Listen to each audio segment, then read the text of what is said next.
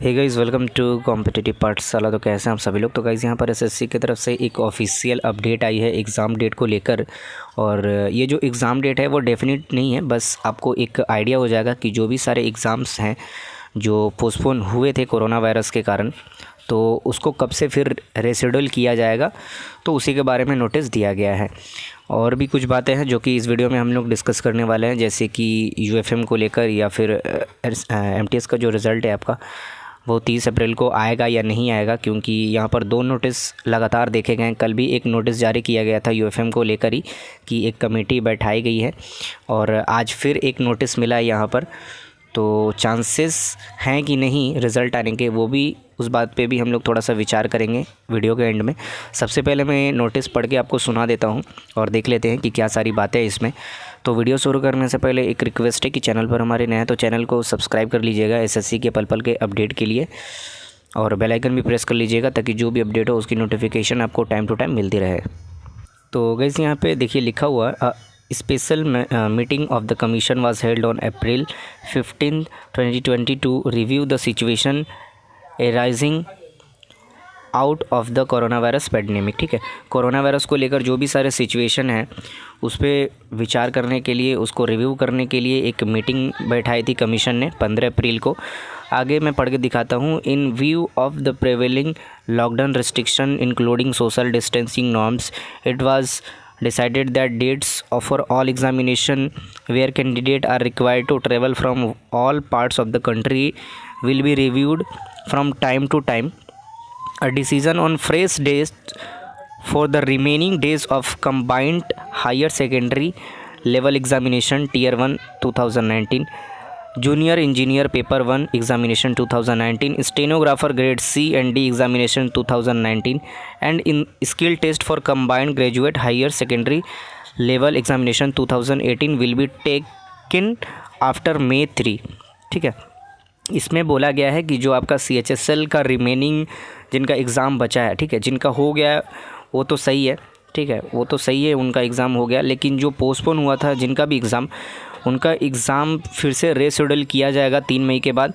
और यहाँ पर सिर्फ CHSL 2019 का टियर 1 ही नहीं है, यहाँ पर आप देख सकते हैं CHSL 2018 का जो स्किल टेस्ट है, टाइपिंग टेस्ट, उसके बाद JEE का पेपर 1 है 2019 वाला, ठीक है, और स्टेनोग्राफ़र का ग्रेड C और D का 2019 का जो भी एग्ज़ामिनेशन है उस पर विचार किया जाएगा कि 3 मई के बाद, ठीक है, सेकेंड फेज़ जो है आपका लॉकडाउन का 3 मई तक है, तो उसके बाद इसको रेशेड्यूल किया जा सकता है कि कब से ये सारे एग्ज़ाम्स वगैरह कंडक्ट करवाए जाएंगे। ठीक है, तो इस पर कमीशन विचार करेगी। और आगे की नोटिस में पढ़ के आपको दिखा देता हूँ कि following the completion of second phase of the lockdown, the reschedule of dates of this examination will be notified on the website of the commission and regional sub-regional office of the commission। ठीक है, और annual calendar of examination notified by the commission will also be reviewed in the respect of schedules of other examination. ठीक है, हो सकता है कि, और यहाँ पे देखिए लिखा गया है कि जो कैलेंडर 2020 में शुरू में दिया गया था तो उसमें बहुत सारे चेंजेस आपको देखने को मिल सकेंगे। और यहाँ पे मेंस की बात नहीं की गई है, ठीक है, CGL मेंस की बात नहीं की गई है, तो उसका भी एग्ज़ाम जो है वो डिले होगा। सीधी सी बात है कि जो एग्ज़ाम जिस समय में होना था, जैसे कि मार्च हो गया, अप्रैल हो गया, मई हो गया, तो उसमें अगर नहीं हो रहा है तो वो अगर पहले होगा तो जो भी सारे एग्ज़ाम मई में शेड्यूल किए गए थे वो उसके बाद ही होंगे।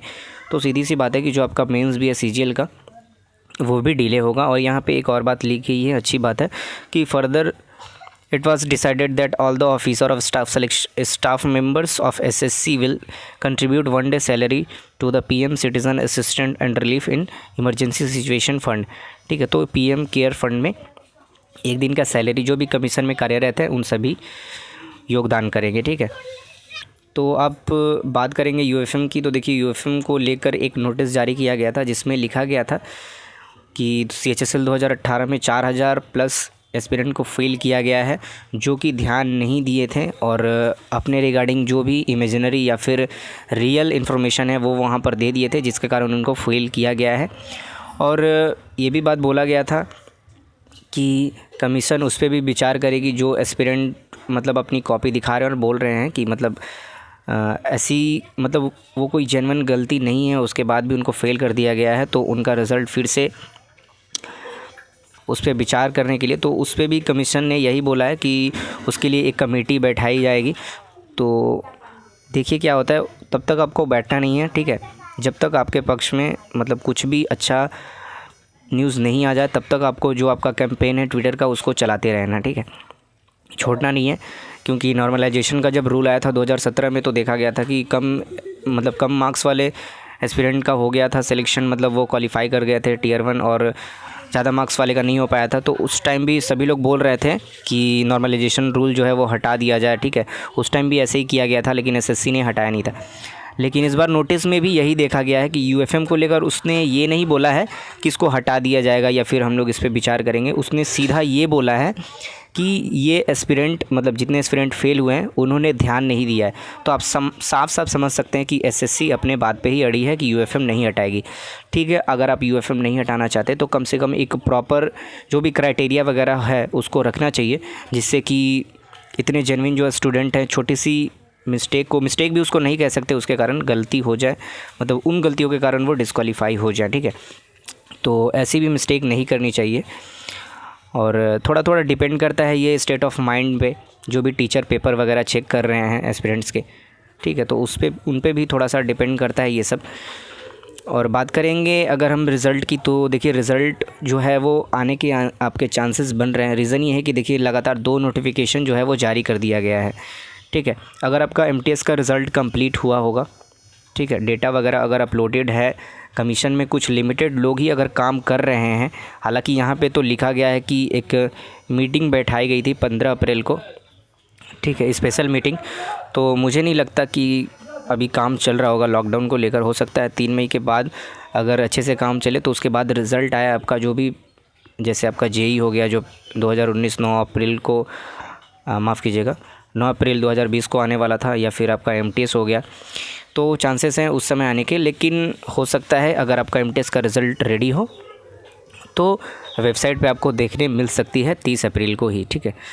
तो कुछ फ़ाइनल नहीं कहा जा सकता, अगर 30 अप्रैल को आ जाए तो अच्छा ही है, लेकिन चांसेस थोड़े से कम है।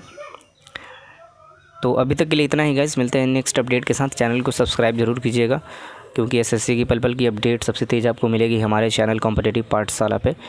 मिलते हैं नेक्स्ट वीडियो में अगले अपडेट के साथ। बाय बाय, टेक केयर, जय Hind, thanks for watching, don't forget to share and subscribe.